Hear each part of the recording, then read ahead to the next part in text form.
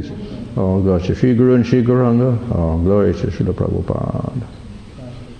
Namo Vishnu Padaya Krishna Prasthaya Bhutade Shrimate Bhaktivedanta Swami Niti Namane Namaste Saraswata Deve Gauravani Prachadane Nirvishesha Shunyavadi Paschatadesha Tadane Sri Krishna Chaitanya Prabhu Nityananda Sri Advaita Gadadhar Srivasadi Gaura Bhakti Vrinda Hare Krishna Krishna Krishna Hare Hare Hare Rama Rama Rama Hare Hare. This is a presentation on a work by Srila Bhaktivinoda Thakur called Jaiva Dharma. Just 1/3 of the book. The first 12 chapters is about, I think, 40 chapters or so in total. Bhaktivinoda Thakur was the father of Srila Bhaktisiddhanta Saraswati Thakur, who was the guru of A.C. Bhaktivedanta Swami Prabhupada, who was the founder of ISKCON. So Bhaktisiddhanta Saraswati Thakur established preaching all over India, and even in places like Burma as well. He sent also some disciple to England and another one to Germany, also to preach. So he was a very active preacher. And his father was Bhaktivinoda Thakur. Bhaktivinoda Thakur, of course, it was mid-1800s, I guess you could say. 1800 and whatever. And he had a very interesting career at a time when British culture was beginning to dominate India, and many of the intellectuals and young people were getting influenced by British education. And simultaneously, Gaudiya culture was rapidly disappearing. And Bhaktivinoda Thakur was raised, let's say, by with a British educational system largely, and he acted as a judge within a magistrate for the British. And at the same time, he became very interested in religious subjects. At that time in India, and particularly Bengal, there was some activity in trying to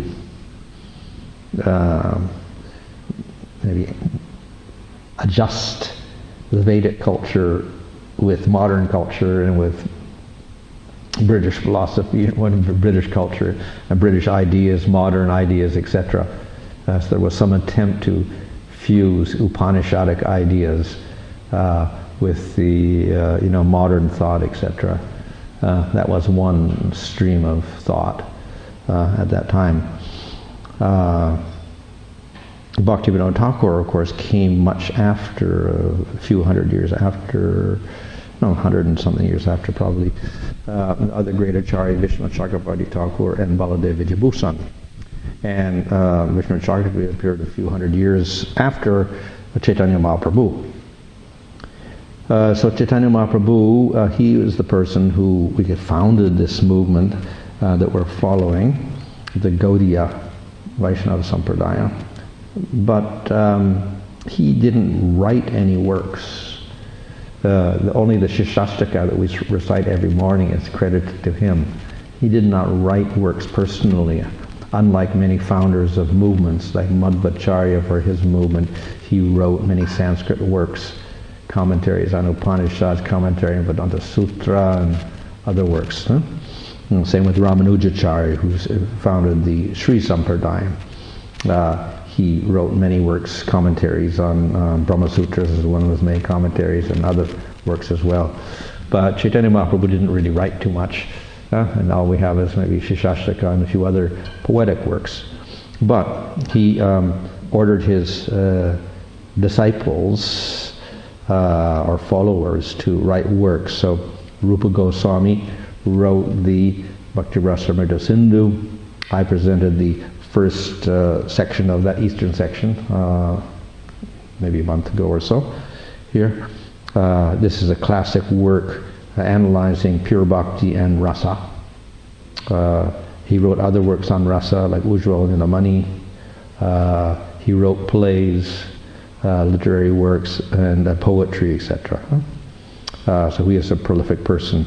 Sanatana Goswami was his brother, elder brother, so he wrote the Brihad Bhagavatamrita, which gives two stories, the story of Narada Muni and the story of Gopakumar, and I also gave a summary of that work.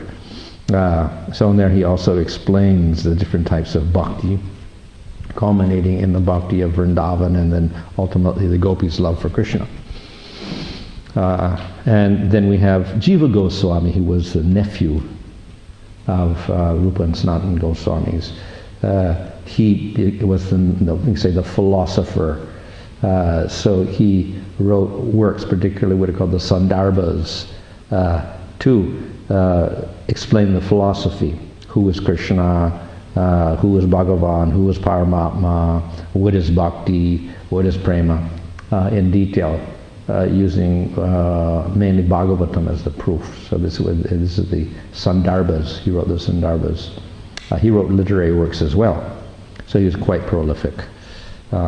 So they were the main persons. And then there's a gap of a few hundred years, and then we have Vishnu Chakravarti Thakur, who wrote commentaries on Rupa's and Rupa's work, the Nectar Devotion or Bhakti Rasamrita Sindhu. He wrote a commentary on the whole of the Bhagavatam, wrote a commentary on other works as well, and he wrote original poetic works and commentary on Bhagavad Gita.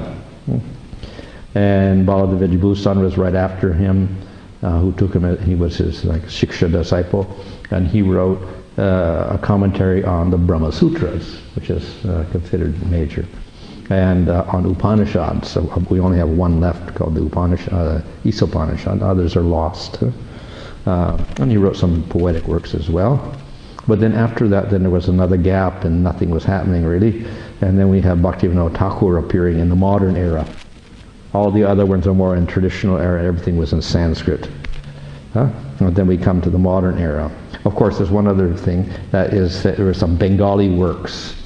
So Krishna's Kaviraj wrote the Chaitanya Charitamrita after Lord Chaitanya's disappearance. And then we have Vrindavan Das Thakur writing Chaitanya Bhagavat. Both of these are more or less biographies of Lord Chaitanya. And there's a few other Bengali works, but nothing so... and of course Chaitanya Charitamrita has philosophy in it also. But other than that, not so much philosophical works in Bengali. So anyway, Bhaktivinoda Thakur appeared then in the recent times. So he was the person who was a transition into the modern world, and he a person who had to introduce the Gaudiya philosophy to the more modern world, the world which is influenced by the British. So he himself had to, of course, investigate all these different philosophies and whatever. He was also quite familiar with all these Western philosophies. He was educated in Western philosophy as well, Greek philosophy and French philosophy and English authors, etc. Many materialists and whatever, logicians. So he had a wide background as well.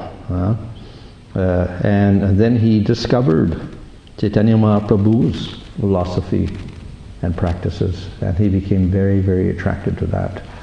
And so he, in spite of the fact that he was working and he, as a magistrate for the British, handling different cases and whatever, in his spare time he would be writing and researching and studying Sanskrit works and Bengali works, following Chaitanya Mahaprabhu. So he was, quite well versed in many fields of knowledge, and then he tried to revive the real philosophy of Chaitanya Mahaprabhu, because other people at that time were trying to incorporate Western ideas into Vedanta and things like this, playing around with all sorts of ideas. And then simultaneously, right after this, in Bhaktisiddhanta's time, we get the rise of Vivekananda and Ramakrishna. kind of impersonalists and tantrics, and also trying to introduce things to the modern world. So it was a little bit of a turbulent time, philosophically speaking. And Bhaktivinoda Thakur was trying to maintain the true ideas of Chaitanya Mahaprabhu, which was also quite difficult at that time because it was difficult to find works, readily available works. Nothing was printed at that time. And there were libraries that had works, but you couldn't get into the libraries. So the king had a library, for instance, in Puri, but no one could go look at the books. So he had to pay somebody to copy out the Sandarbhas of Jiva Goswami and the commentary of Balavidibhusan on the Brahma Sutras and smuggle it out of there. That's the way he got a copy of those works. He was looking for a copy of Chaitanya Charitamrita, of all things. He couldn't find a good copy in all Bengal. People have heard the work, but nobody actually read it. And so the only copies were sitting someplace, maybe in somebody's library or in somebody's trunks and went rotting away. Manuscripts, and palm leaf manuscripts and whatever. So the whole literature that had come down from Chaitanya Mahaprabhu was gradually getting lost at that time. And of course people were getting attracted, young people were attracted to Western philosophy and things like that in universities. So it was a rather turbulent time, and Bhaktivinoda Thakur was trying to preserve the message of Chaitanya Mahaprabhu in the proper order. Simultaneous to this, there were what's called Apasampradayas, many different groups. I think we've heard about this in the Chaitanya Charitamrita, where in the commentary there's like 12 different groups I think were mentioned. Apasampradaya, the owls and the balls and the what are the other ones? Gauranga Nagaris and many other groups, Ativadis or something like that. Many different groups were there. So these were groups which claimed to represent Lord Chaitanya. Some even claimed they were avatars of Lord Chaitanya, etc. So it was a very confusing time. And they were distorting the philosophy of Lord Chaitanya, introducing tantric things, ideas into it, etc., and other ideas. So Bhaktivinoda Thakur was struggling to maintain the true philosophy of Chaitanya Mahaprabhu. So he wrote different types of works. Of course, he also published different works, like Chaitanya Charitamrita, and he wrote some little commentary on that.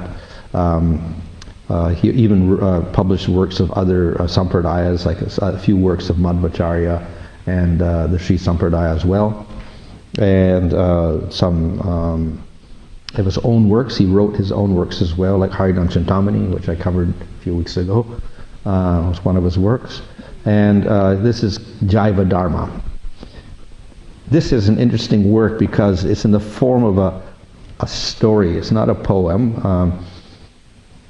The Harinam Chintamani is actually in verse. It's teachings, but it's all in verse form, and in like big poetry work. But in Bengali, this is a work in Bengali, but it's in prose, and it's not only that; it's a story. So it's a little bit of an experiment. It's a story of some sadhus, some renunciate Babajis in Godrum Dweep in Mayapur. A little bit after Chaitanya Mahaprabhu disappeared, so that's the setting he has. These Babajis there, and some of the people can even remember the mother of so and so can remember that her, somebody in her family saw Chaitanya Mahaprabhu like that. So it's maybe 100 years down the line after Lord Chaitanya. That's the setting, and there's a group of Babajis there practicing and chanting in Godrum Dweep, which is across the river from Mayapur, and there's villagers and other people living in the town. There's some smartas there who are criticizing the Vaishnavas as being, apparatis because they've given up following all the principles of Dharma and they're just off chanting Hare Krishna. And we got some curious people. They're looking for something, but they don't know what to do. So we got a variety of people like that. At that time, he also portrays this situation where we have, and Muslims. Muslims appear in this story also. And the Muslims begin asking questions about, why do you have deities, like this? How is that possible? God has no form, so how you can make deities? So, and there's several interesting episodes with the Muslims as well. So anyway, within the structure of the different Babajis and persons, he's presented the philosophy. Some of it is pretty straightforward. In the later parts, he just analyzes the whole of the nectar devotion or Bhakti Rasamrita system and goes through everything there, and some of it in summary. And the same with the Ujjwal Nilamani, another work by Rupa Goswami. And before that, then he goes through what is called Dasamula Shiksha, and he methodically goes through who is Bhagavan, what is the Jiva, what are the Shaktis of the Lord, what is pure Bhakti, what is Pramana, etc. Systematically goes through all those things. And before that, he gives a very general introduction with all different topics, but expressed more in modern terminologies for people, so that because the people are coming and asking different questions, so he explains the different characters, explain different things, the questions that come up. So the story is concerning is conversations and questions and answers between different personalities. So that's the basic structure of the work. So I'm not going to cover the story part of it. I'm just going to cover the philosophical sections where they discuss different topics like that. So the Jaiva Dharma concerns, or what it means is, Jaiva comes from the word Jiva, and Jiva means the Atma or the soul. And Dharma means the primary characteristic of something. Like, what is the Dharma of a table? Or what is the Dharma of a kartal? Or what is the Dharma of a microphone? But it's a main quality and function. So what is the Dharma of the Jiva? What's its main function, or what's its main quality? What does it do mainly? So this is the title of the work, the Jiva's Dharma, the Jiva's main quality, intrinsic quality. Oops, why isn't it working here? Okay. So first he defines this, that we're looking for Nitya Dharma. We're not looking for some temporary quality in the Jiva. So some object can have an eternal nature. So that's its eternal Dharma. And if you take that Dharma away, it's no longer that object. So when Krishna manifests any object, like material world or jivas, etc., it has some essential quality in it. And without that quality, it's not that object. So that's what we call the eternal Dharma of the object. Now, of course, material objects, we can say, have more or less intrinsic qualities. This is kartal, it's made out of metal, but it has a certain shape and has a certain function to give a certain sound. If it doesn't give that sound, then we don't call it a kartal. It's a bad kartal, at least, so we'll reject it. But ultimately, the whole object is not eternal.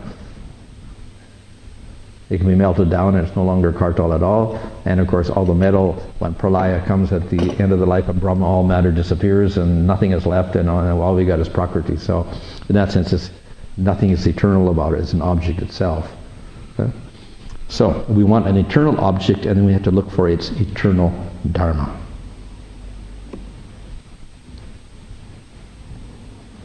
So objects can have a nice quality. We may think it is the eternal quality of the object, but actually it's not. It's a different type. It's a temporary quality. So an object can have different qualities under different circumstances, and that quality may continue for a long time. So we may think it's the eternal nature of that object, but it isn't. For instance, we have water. We know what water is, and it's liquid, and you can drink it. It quenches your thirst, etc. We put it under a different condition, that is below freezing point. Then it turns into ice. So that ice is quite different. It has different qualities. It does not pour. You cannot drink it. It's very cold. So it has a whole another set of properties. So in relation to water, we can say this is not the permanent quality of water. This is a temporary feature of water, a temporary dharma.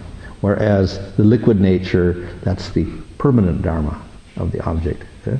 So we can have temporary qualities, and if they continue for a long time, we may think that's permanent, but actually it isn't. And when the temperature rises, then it melts and it becomes water again. Okay? So sometimes objects may have qualities which look like they're permanent, but they're not. Okay, so what are these objects we're talking about? Objects means it's real. We're not interested in illusory things. So this point is made because there is a philosophy, Shankaracharya's philosophy, called the Mayavad philosophy, where it says actually none of this is real. It doesn't exist really. So we say no, all these things do exist. They may not exist like we think they exist, but they still exist as matter. And the Jiva also exists. The Atma within the body also exists. It's a real thing. And of course we have a Supreme Lord who exists. So Mayavad philosophy says there's no Jivas, no matter, only a Supreme Brahman with no form and no qualities. That's all that exists. Everything we see here is illusory. So we say no, Supreme Lord exists with a form like Krishna or Vishnu or Ramchandra. Many, many jivas exist, all with separate identities, and who are conscious and somewhat like the Supreme Lord, living. And then we have matter, which we have 5 gross elements, and they combine in different ways, and they make different objects in this world. Unconscious. So they're all real. The matter, of course, combines and makes objects which are not eternal. They change, they get destroyed. Even the matter itself, the elements, they also disappear into Prakriti eventually. Only Prakriti is eternal. The Jivas, they are eternal, like the Lord. So many, many Jivas, they're all eternal. The bodies are matter, they're temporary, but the Jivas are eternal. The Atmas are eternal, like the Lord. So we're talking about the Jivas who are eternal by nature, unlike matter, like these objects, not like that, they're eternal. So what is the quality, eternal quality of the Jiva, as opposed to a temporary quality of the Jiva? So we know when we're in the material world, the Jiva gets covered over the material body, and we develop all sorts of different qualities, but they're all to do with the body, temporary. So that's not the eternal nature of the Jiva. What is that eternal nature? So, if we get knowledge, proper knowledge, then we can understand this very clearly. It's a very simple statement in the Chaitanya Charitamrita. The Sarupa of the Jiva is to be the eternal servant of Krishna. That's his nature, eternal nature, to be servant of the Supreme Lord. The Jiva is Tatastha Shakti of Krishna, different and non-different from Krishna. Forgetting Krishna, the Jiva is averse to Krishna without beginning. That's his temporary nature. So his eternal nature is to be the servant and recognize that. I am the servant of Krishna. When he forgets that, then he ends up with a temporary nature in this material world.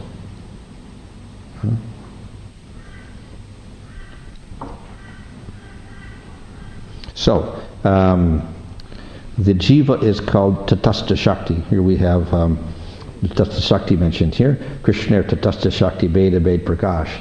Tatastha Shakti means the borderline energy. Shakti means energy. Tatastha means borderline energy, the marginal energy.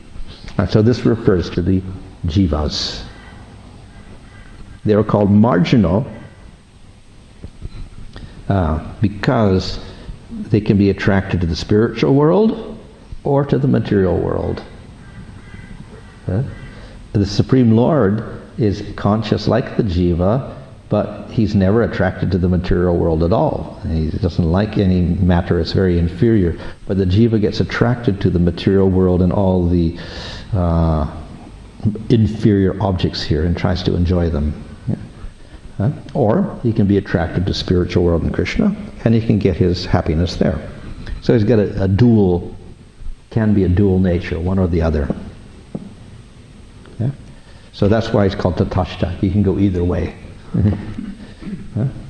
But the nitya character, the eternal nature, is to be servant of Krishna. That's his eternal nature.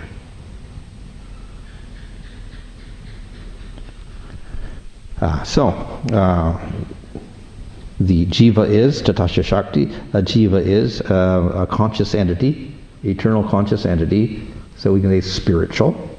Matter is unconscious.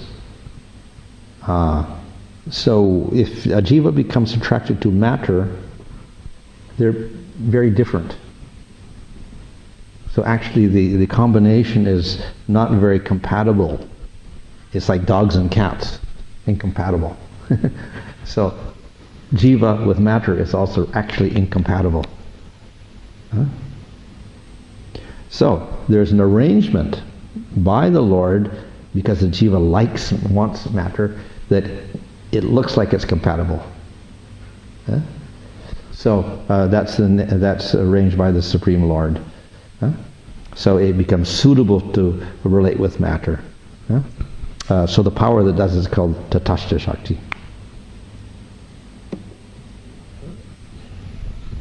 This is the borderline Shakti, or the marginal Shakti. So Bhaktivinoda Thakur explains that between the water of a river and the land, there is a bank or a shore. So we get the water and we get the land, and there's a dividing line where it's wet and dry. So the Jiva can go on either side. It can go onto the earth, it can go into the water. So this is the Jiva, it's Tatashta nature, it can go either way.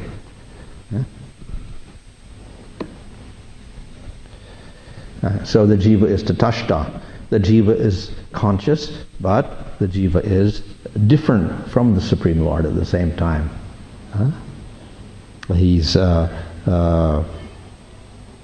different and also similar. What's the difference? The Lord is the controller of Maya. What is the Jiva? He can get controlled by Maya, opposite. The Lord always is uncontrolled by matter, he's the controller. Jiva can be influenced by matter and think he's a material body. So that's the difference between the Jiva and the Supreme Lord. That's called in Sanskrit Bheda, difference.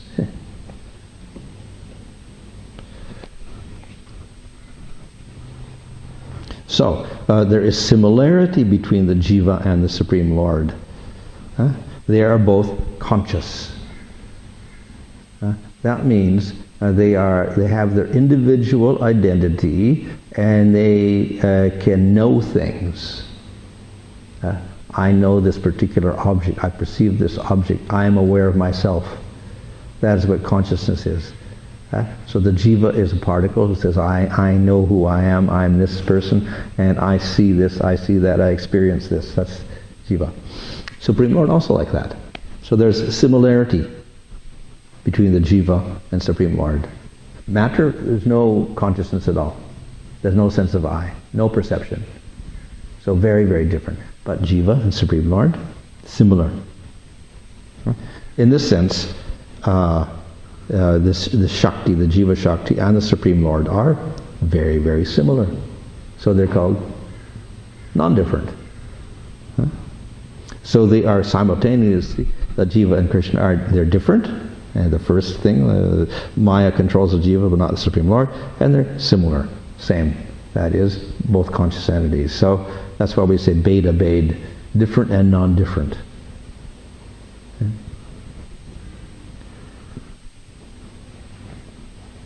So, though they're different and non-different, the difference is more prominent. And therefore, the Jiva is called servant of the Supreme Lord. That shows the difference. They're conscious, both conscious, and ultimately they can have very interesting relationship where even the servant can be more powerful than the master, as in the case of Yasoda and Krishna, tying Krishna up. But still, the Jiva is always the servant of Krishna. In the sense that Jiva is all a small particle like this, and the Supreme Lord is all-pervading, all-powerful, never under the influence of Maya. So there's some difference there. So Krishna is the source of everything. Jiva is the effect or the result. So Jiva is simultaneously different and non-different, but also he's servant of the Supreme Lord. So that's it. That's the eternal dharma of the Jiva. And then we have the Jiva's temporary or nisarga dharma, temporary nature. So when the Jiva enters into Maya and wants to enjoy the material world, that eternal dharma, being the servant of Krishna, gets distorted. And the Jiva's temporary dharma manifests, nisarga dharma manifests, in relation to matter. So, of course, the Jivas are rotating from body to body in the material world, and then we may think, well, the Jiva is eternal here, eternally related with matter. But no, it's a temporary condition still, even though he's going from body to body and we cannot trace a beginning or an end to it.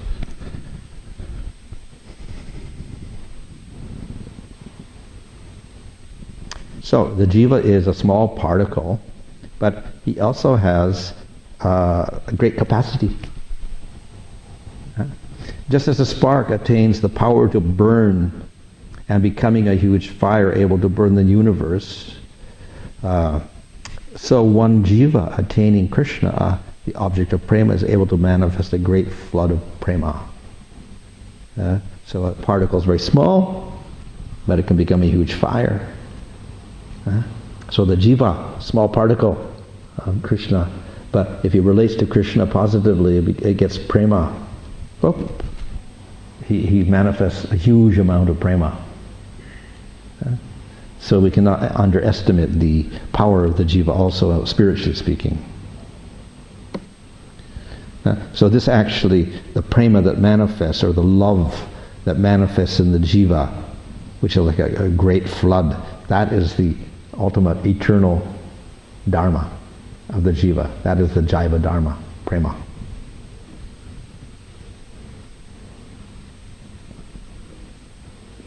So, if we're in the material world and we don't have any relationship with the Lord and we don't think about the Lord or anything, then the Jiva can't manifest his dharma properly. When we have the object, that is Supreme Lord with the Jiva, then that dharma manifests, that Prema manifests. So the real dharma of the Jiva cannot manifest without his real object of love, the Supreme Lord. So when we recognize the Supreme Lord and we practice bhakti, gradually we can manifest that dharma nicely. When we do so fully, it's called Prema.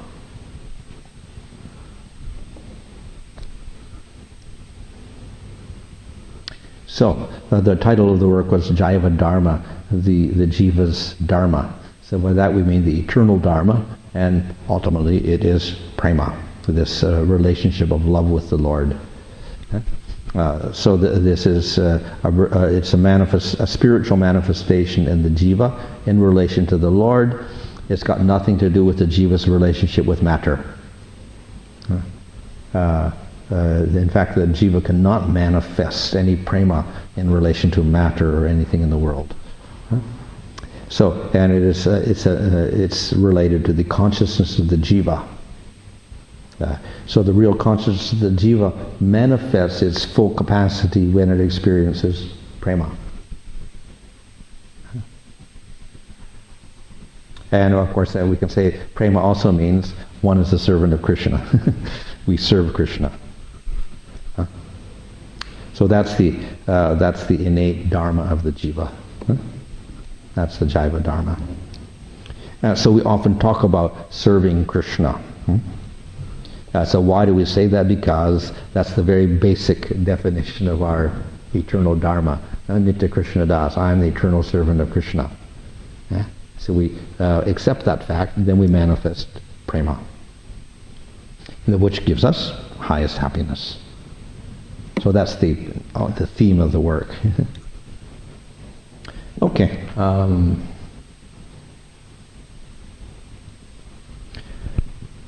So the jiva, as I said, is small, little particle, and we have many, many different particles with different consciousnesses and different qualities, etc. And he's also capable of being influenced by maya and developing with impurity, whatever. But again, that jiva, in association with the Lord, manifests wonderful qualities. Prema, the most remarkable quality of all, in huge quantities. So he manifests a very opposite nature when he's in relationship with the Lord. So then this is the proper manifestation of the jiva when in relating to the Supreme Lord. So we can say that when the jiva is in relation to Maya, his real dharma gets eclipsed, gets restricted, or gets transformed. And in this material world, then we experience happiness and distress, dualities. So we should not think that the eternal nature of the jiva is to experience happiness and distress like we see in the material world. That's the nisarga, the temporary dharma. But actually, the capacity of the jiva is something quite different. That is the eternal dharma, prema.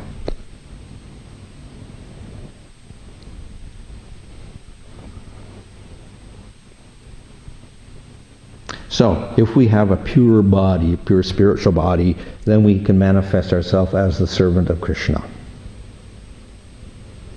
If we develop a subtle body, a gross, which is also a material body, but it's more subtle than our gross body, then we begin to think, I want to enjoy in this material world. We develop material desires for our enjoyment.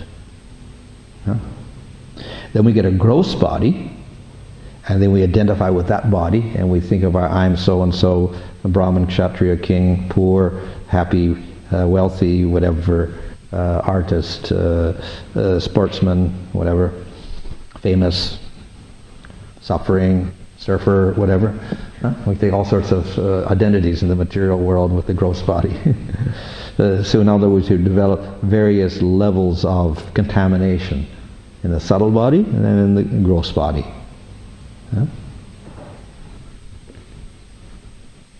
So in this way, developing accepting the subtle body and the gross body, that eternal nature of the jiva is completely missing.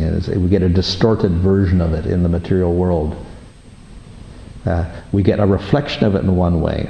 So therefore we have love in the material world, like we have love for Krishna, prema, but it's different. It's not the nitya dharma of the jiva. It's a temporary phenomenon in the material world, material love. And we can find many qualities in the spiritual world, we can find them in the material world, but again they're transformed, they're distorted, they're not the real thing. So in other words, when we accept the gross and the subtle bodies, then that prema becomes distorted and we get a mixture of qualities, happiness and distress, attachment and repulsion. And then we develop in the gross body all sorts of obsessions, eating, sleeping, drinking, intoxication, all sorts of habits and things in relation to the material body. So this is a distortion of the true nature of the jiva. Yeah, okay, so we get all sorts of things. Unfortunately, when we're in the material world, we say this is our nature. It's our nature to enjoy this. It's a nature to drink. It's a nature to eat. It's a nature to do all these things. But this is all temporary dharmas because of our identification with material bodies. Okay. So it's nisarga or temporary. We say naimittik is another word. Naimittik. Eternal dharma is eternal, pure, and complete. So it manifests in a huge, remarkable quality, even though the jiva is very small. So when we have dharma, we have the eternal dharma, but then in the material world we get other dharmas as well. So we get temporary dharmas, which we call naimittik dharma, and we get a very, very temporary dharma called anitya dharma. So we get three levels of dharma in the material world. The eternal dharma, we'll say, is bhakti. We can do bhakti. And then we have occasional dharma and very impermanent dharma. So if we have all sorts of dharmas in the material world that don't accept the Supreme Lord at all, that is atheistic materialism, or its equivalent in Vedic thing is karma kanda. And they don't accept the Supreme Lord. This is called anitya, not very impermanent. Other dharmas, like karma yoga and varna ashram, if they're done properly, they do accept the Supreme Lord. And they accept a jiva also. Both of them are eternal. But they're using very temporary methods to satisfy the Lord. And they have some material goals in mind. So this is called naimittik dharma. So we say still materialistic, but at least they accept a Supreme Lord and a jiva. The anitya dharma, they don't even accept the Supreme Lord. That's gross materialism. And then when we understand the real goal is prema, and we do sadhana bhakti, and we serve the Supreme Lord with sincerity, that is called the eternal dharma, the nitya dharma. So the other two are, we can say, distortions, or they're both nisarga, temporary things. Of the two, the worst one is the anitya dharma, where there's no recognition at all of Supreme Lord. Gross materialism. Yeah. So we should try to choose the eternal dharma of the jiva prema. Then we can be satisfied. We cannot be satisfied with impermanent things, whether it is anitya, completely atheistic, or semi-theistic, but still materialistic. We have to accept the eternal dharma, and then we can be satisfied. Yeah. So in this prema, then we have two spiritual objects. One is the jiva, one is Supreme Lord. And they are attracted to each other. This gives the experience of prema. So they're not one, they are two, they are different in that sense. And what is the result of that? Bliss. Jiva experiences highest satisfaction. So this is beneficial for the jiva. The nitya dharma of the jiva means eternal nature, which is prema. What does it do? Jiva becomes blissful. Therefore it's the best choice for the jiva. Eternal happiness. Yeah.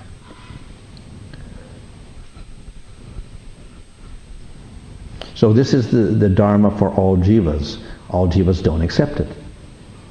But this is the only way the jiva can attain eternal happiness.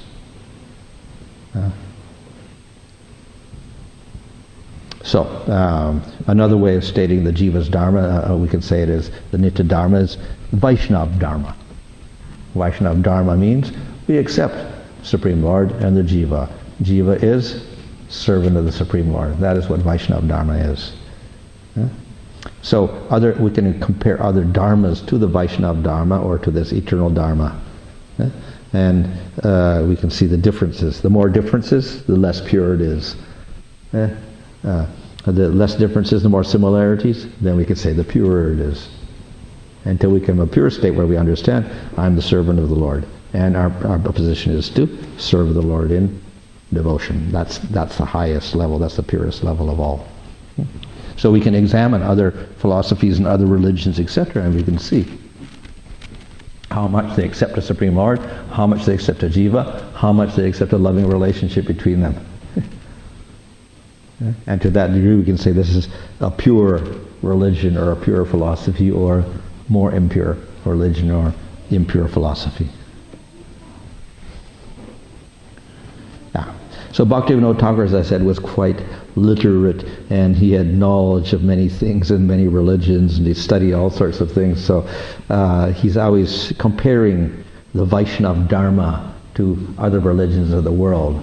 At the same time, he doesn't want to be fanatical, so he says that we should understand that the principle behind them all ultimately is to find that eternal Dharma. Some have a clear understanding of it, some have less clear understanding of it, but ultimately that should be the goal of all religions in the world, to establish the relationship between God and the Jiva and develop that Prema, love of God.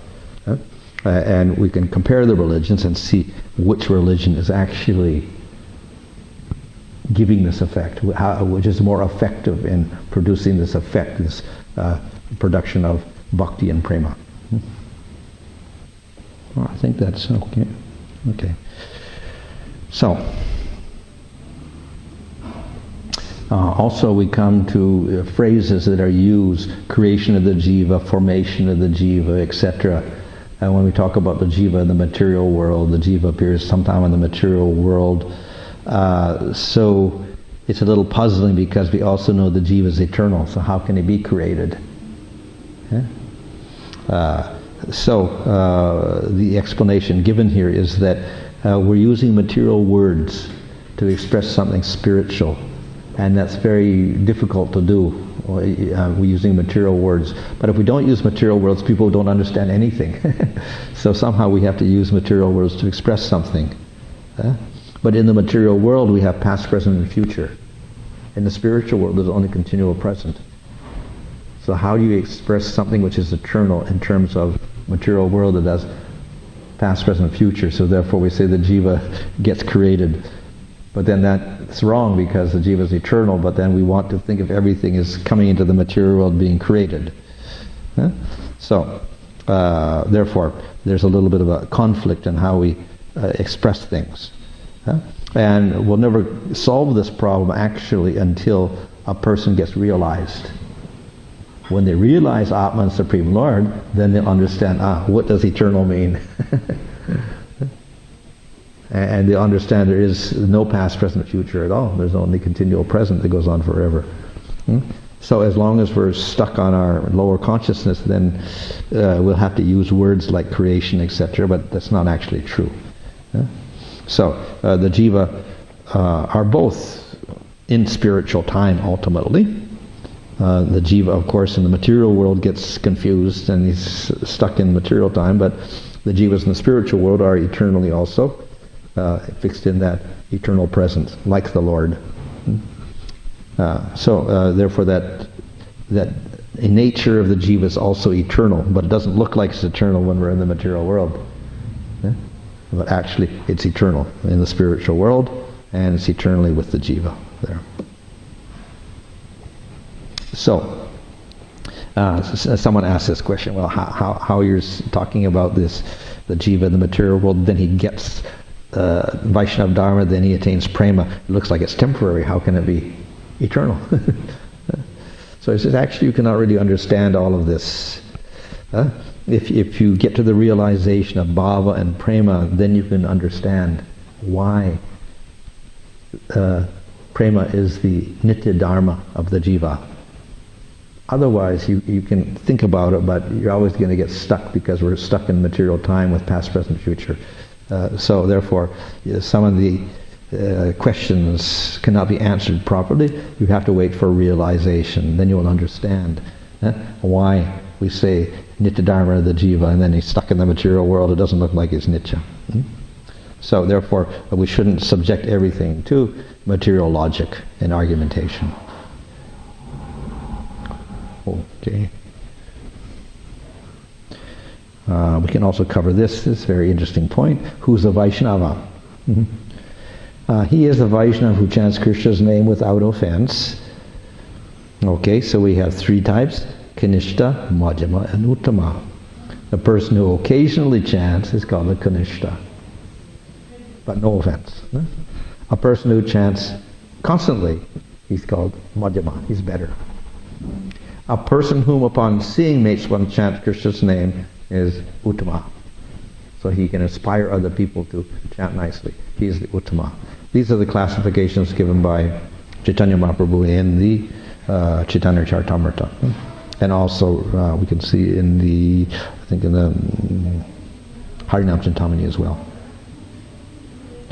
Oh, what should we do here? How long does this go on for?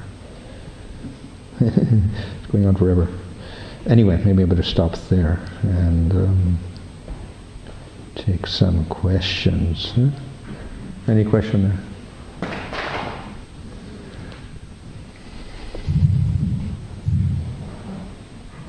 Maharaj, I was wondering,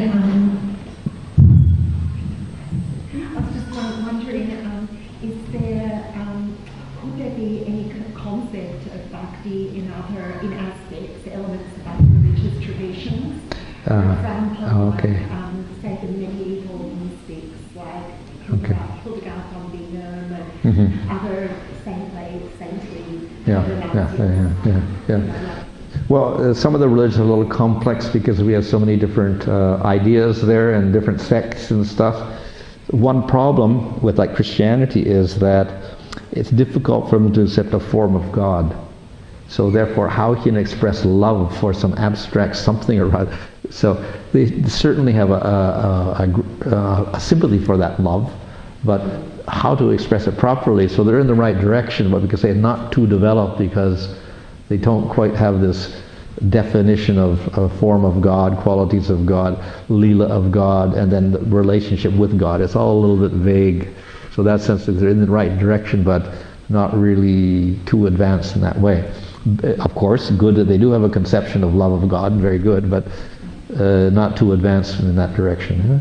So we could consider this with, say, the Sufis, like say poets like Rumi.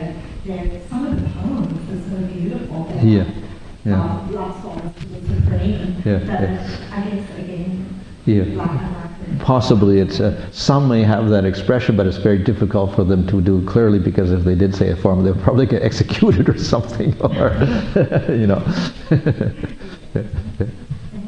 So naturally, people do gravitate on a higher level towards form of God, I think, but people on a lower level may not want to accept it because their doctrine says different. So that's why it's a little difficult.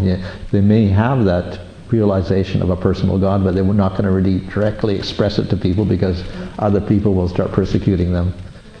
That's possible. Even in the Bible itself, there are several verses that indicate a color of God and everything, but it's a little bit ambiguous, so therefore people will come along, the theologians will come, it doesn't mean that actually, and they'll reinterpret it and they come out with the philosophy, okay, we're not going to have a form of God again. So Just on that point, in the Old Testament it mentions that one person, Jacob, there's a story of him wrestling with God, and actually Jacob won. But the Christians just see it as allegorical, they don't take it literally. But for us, we think, well, the Calvary boy, sometimes be Christian, but so there can be reinterpretation according to their doctrines or something. Just thinking of when Shabbat, so again we understand that meaning eternally conditioned, but at the same time, it's being presented as the Jiva in the material world is the temporary Dharma. So, in one sense, you could be temporary, meaning at some point everybody will become liberated, but if that's not their desire, is that likely to happen? So we call it temporary Dharma because it's not ultimately it's not a spiritual relationship.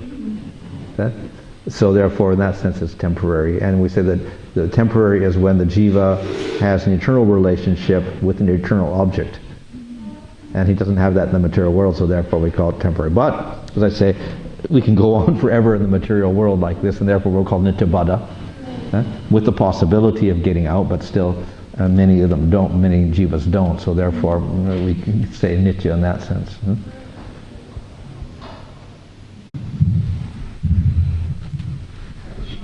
I'm just curious about the life of Bhaktivinoda Thakur, and I know I heard that only recently that he became a devotee in his 40s, so quite late in his life. And you mentioned that before he came along, the Bhakti scriptures, the Bengali ones, were basically just on pieces, on leaves, and were partially non-existent, and he kind of brought them back to life. So what was the story behind him buying the scriptures and then recreating them and becoming a devotee? Yeah. So when he was present, as I said, his education was largely, he got this British education and he studied, Western philosophies and stuff like that. But he also, then he saw these other people trying to mix Upanishads, and he was appreciating Vedic philosophy and things like that. And then finally he understood, he got a few things and he started studying, and then he understood Lord Chaitanya's philosophy at a certain point, and then he began very enthusiastically preaching and writing, etc. Fortunately, there were, at least if the literatures were not readily available, there were a few people who were actually did have some knowledge and some realization. There were some people like that had some, proper knowledge, etc. But there was a few. And by and large, a lot of the people were these upasampradayas, which became quite prominent, and popular movements, but they were quite different. For instance, there was the there was the Bishikishan, who was one of these upasampradaya members in Orissa, came from a line, he traced his line back maybe to somewhere after Lord Chaitanya, to one group there, but he was claiming to be avatar of Lord Chaitanya even. And we have other persons doing all sorts of things like bad, false philosophy, etc. So they were also quite prominent at that time. And to get these scriptures like Chaitanya Charitamrita, a good copy of it, was very, very difficult to find. Finally he found a copy, of course, and then he went over, and then he finally published it also. He had a newspaper, Sadjantoshini, he would print a lot of his things in there, and then he printed books as well, came out with books like Brahma Samhita and Chaitanya Charitamrita and other authorized scriptures as well. So he did a lot to, let's say, get these works into print at least. Many were in manuscript form, and then they had to start copying them out and putting them in printing press, etc. So it was difficult work. There's a few, luckily there were still some things available. And there was a few devotees also who had good knowledge. And a different question, it's come up in the last few classes. I don't quite understand Prakriti. Obviously it's material energy. Even when matter disappears, you mentioned that Prakriti still exists. Oh, Prakriti, yeah. Well, for instance, we have the image of Mahavishnu or the causation, and the universe is coming out these cause. Where's Prakriti in that picture? Is that in the universes? You say someone had Prakriti and yeah. So Prakriti is the subtlest form of matter that nobody can perceive. It's imperceptible, it's so subtle. Where does it exist? We can say inside Mahavishnu and outside him, but it's eternal. It's never destroyed. It's never created. So therefore, Mahavishnu glances over Prakriti, which is invisible and cannot be detected by any sense or whatever. There is no senses anyway at that time, and he injects the jivas into it. Then it becomes Mahatattva, which is, you can say, visible. It becomes glowing, like a huge golden egg, so to speak. So that's Prakriti plus the Jiva. And it enters into a sattvic state. The gunas are not manifest in Prakriti. Sattva, Rajas, Tapas are invisible. Nothing is visible at all. So the first visible state is Mahatattva and Sattva gun. And that transforms into a Rajasic state, then a Tamasic state. We get Ahankara, then we get the material elements coming out, the senses, sense objects, devatas, etc. Then all these elements combine and they make material universes. Yeah. Huh? come out of these portals? When the universes are released, are they already? Well, the universe is coming out of the portal. I think it's more figurative, just to show the size of the Lord in comparison with them, because he, of course, even saying glancing over Prakriti, it's not literally a glance. It means his will. He just says let Prakriti form into all those things, so they can form, whether it's inside himself or outside, doesn't really matter. But he combines the jivas with that Prakriti. They form into immaterial elements, then into universes, and then they can, they say, be in his pores or whatever, and come out.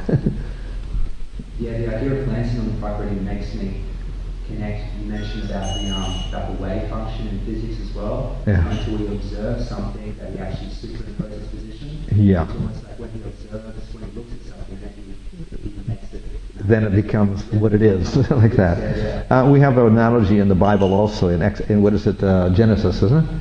The Lord looked over the waters or something of the deep, and he separated land from water or something. So there's a watery substance there, and then it divides up into matter and all those sort of things like that. And there's a glance of the Lord also there. The Lord looked over the deep, which was like the Prakriti, so to speak, and then it began to differentiate. So we have some of that in the Bible as well.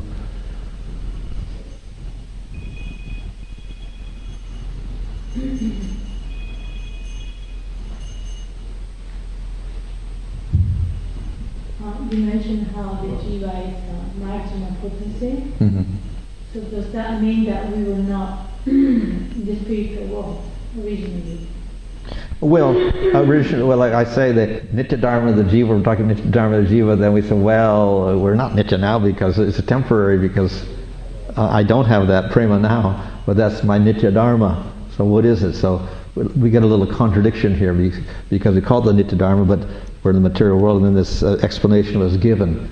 We speak like, we see that it looks like a contradiction because of our concept of time. And we have a past, present, future here. And therefore eternal is a little bit something we don't understand, which is beyond time also. And spiritual world is eternal and beyond time, and the Jiva there is beyond time, and Prema is beyond time, and the Lord is beyond time in the spiritual world. So there's no concept of past, present, future at all.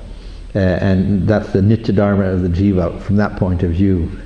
But then if we come in the material world, then we'll say, well look, that's not, I don't have that, so how can it be, I don't have that Prema, so then it's temporary. So from spiritual point we can say it is eternal. From material point, then it's not eternal. So therefore, we can say the original position of the Jiva or the eternal nature of the Jiva is Prema. Then we have this position in the material world where we don't have it at all. At the same time, if you have Prema, it says you cannot fall from that position. And yet we're here. So how did that happen? Also, that question arises. So a lot of this understanding, misunderstanding or confusion is because if you realize Prema, then you can realize how it is eternally our nature and how we eternally have it. In spite of the fact that now we say, well, I don't have it. But if you realize that state, then you can realize why it's called eternal Prema of the Jiva, his eternal nature, or his original position, whatever. So we were there then? Well, no, it's just a matter of perception, and we can't really perceive that with our analytical mind now, which has got past, present, future. I was there, then I'm here. That's our material space-time analysis of things. So my question is, if in the spiritual world cannot enter envy or... Yeah. So how can you fall in the material world? But you can't. You can't. So then we're eternally here in one sense. But then the eternal nature is Prema. That's our eternal nature. But it doesn't look like it's here now. So that's why we get a little contradiction here. Which is due to the fact that we're conditioned in the material world and we think quite differently in terms of what is eternal and what is temporary and what I have now and what I have later, etc. like that. So sorry, I don't understand. So what's the conclusion? Well, the conclusion is that you'll understand when you go to the spiritual world. Huh? Because there is a little bit of controversy about this. Yeah. He wrote this book with Kundali, Kumbhai not even a leaf flowers. That was Kundali, wrote that. Kundali. Yeah. Oh yeah, it was him. And then they did some work after, some more. Yeah. And then even now, he maintains that the soul was never there. Actually. Yeah. Well, but that's, you see, when we analyze philosophically, some of it makes sense because you cannot fall from the spiritual world. Otherwise, what's the use of going there if it's temporary also? Huh? So that's a good support for that. But at the same time, as I said, we say Nitya Krishna Das, for eternally the servant of Krishna. So what does that mean also? So we get a little, contradiction because we are here, and then at the same time we're Nitya Krishna Das.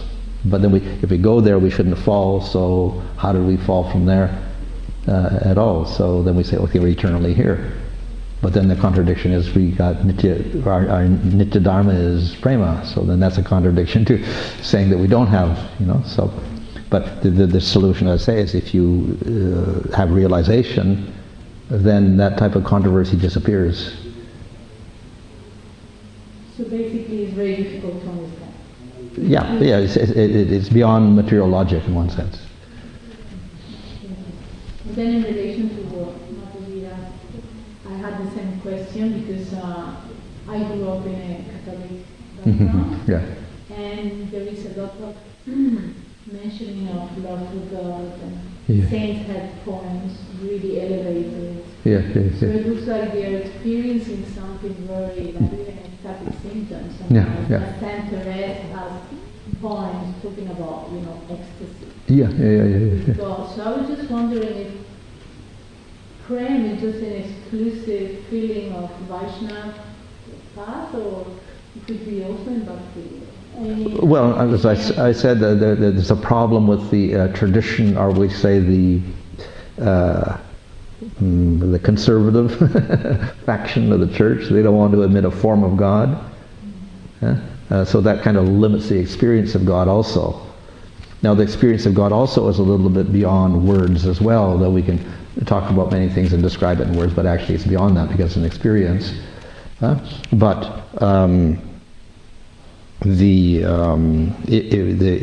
our theology, to experience love in its truest sense, then there has to be two persons, and they have to have identities with form, qualities, and activities in order to develop love. It can't just be some abstract love with no object of it that we can't see. But they call God the Father, or the Saint. Yeah, but then they say, but I would say the theologians say, no form. We don't want to give them form. So there's a little struggle there. The people that have realization, maybe they realize that, but they're not going to say anything about a form because the church is going to criticize them. Yeah? So maybe that's the problem, that the realization is different from what the church is saying, but they can't really say it because they'll contradict their own church, so they don't mention it too much. So you're saying that in Christianity, because I was not aware of that, in Yes. Christianity they make clear that God has no form? Yeah. Is that what you said? Yeah. But they call him the Father. Yeah. Judaism the same, Islam the same. Okay. Yeah. But we do have, of course, a form of God in the Sistine Chapel. He's an old man with a beard, but that's like, they'll say, well, that's just a poetic imagination or artistic figure he's made just to show that God is the ancient one. He's the cause of all causes. So they make him old for that reason, but actually we can't give God a form. Yeah. And I had another question regarding impersonalism, because sometimes we speak about it, and I was thinking, when Mayavadis say that we are Brahman, but we are an illusion, what do they understand? I mean, do they think that there is a Brahman who is not under illusion, or all Brahman is an illusion, and then we come out of illusion? No, so there is Brahman, not in illusion, but they have a difficulty to, so what is this that we're seeing here, and what are we? So they have different theories about that. One is that the Brahman, a little bit of the Brahman breaks off and becomes a Jiva under illusion. It gets cut off by illusion or ignorance, and then the Brahman thinks I'm a Jiva. And when we get rid of the ignorance, then I am Brahman. So there is no superior Brahman? No. Ultimately, the idea that I am a Jiva is an illusion. It's ignorance. When I realize I'm Brahman, then that's it. And It then doesn't have much logic, actually. Well, they've got a whole argumentation for this to defeat everybody else, and the Vaishnavas have, for centuries, have had arguments against them, and then there's counter-arguments, and the counter-arguments like this. It's a lot of it's logical also, logical use of words and things like that, logical arguments they're using to defeat the other party. But you see, the problem is that the Vedas themselves say both things. There's only one Brahman, and then they say there's difference. There's Jivas, Brahman, two birds in a tree, Jiva and Krishna. So we get the two sides. So we say don't argue. We accept both. Everything is one, Brahman. Everything is different. There's Jivas, Krishna, both. That's called Achincha Bheda Bheda. So we don't have to argue about one or the other.